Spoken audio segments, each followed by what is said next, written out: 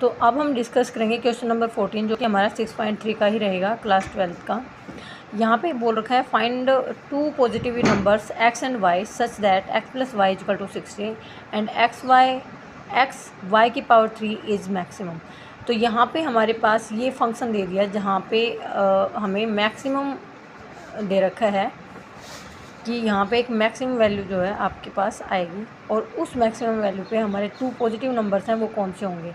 तो यहाँ पे हमारे पास क्या गिवन था कि x और y दो पॉजिटिव नंबर्स दे रखे हैं, x प्लस वाई यानी कि उनका जो सम है वो 60 दे रखा है।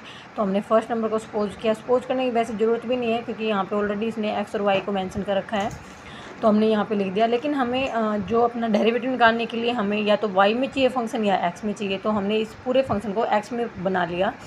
हमारा फंक्शन क्या था, एक्स वाई की क्यूब था, तो हमने y की क्यूब की जगह y की वैल्यू रख दिया क्योंकि y जो है वो हमारा सेकंड नंबर है और दोनों नंबर्स का सम अगर 60 है तो हम y को लिख सकते हैं ना 60 माइनस एक्स।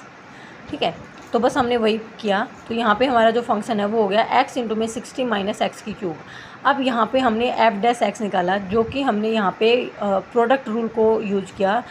प्रोडक्ट रूल क्या होता है कि फर्स्ट जो फंक्शन है उसका डेरिवेटिव सेकंड सेम, सेकंड का डेरिवेटिव और फर्स्ट सेम, यानी कि अगर हम u v की फॉर्म में उसको बोलें तो u का derivative v same plus v का डेरिवेटिव u सेम।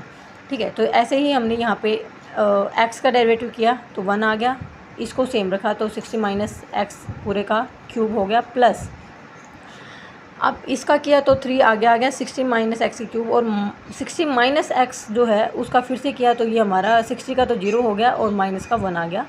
तो इसको सोल्व किया तो आपको पता ही है डेरिवेटिव निकालने के बाद हमारा जो आ गया वो आ गया 60 माइनस एक्स की cube plus minus 3x 60 minus x का स्क्वायर। तो अब हमने देखा कि यहाँ भी स्क्वायर है यहाँ भी स्क्वायर है, तो हमने स्क्वायर को कॉमन ले लिया। तो यहाँ पे हमारे पास 60 माइनस एक्स बच गया और यहाँ पे माइनस का साइन बच गया, 3x बच गया क्योंकि स्क्वायर हमने बाहर निकाल लिया था। तो यहाँ पे हमने इसको 60 माइनस ये हमने दोनों को ऐड कर दिया क्योंकि दोनों माइनस के थे, तो माइनस का 4 हो गया।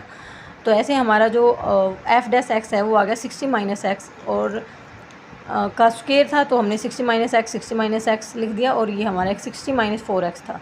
अब हमने फिर इसको फंक्शन एफ डैश एक्स को 0 के इक्वल पुट किया। यहाँ से हमारी x की वैल्यू निकल के आई, एक तो 60 और निकल के आई हमारी 15।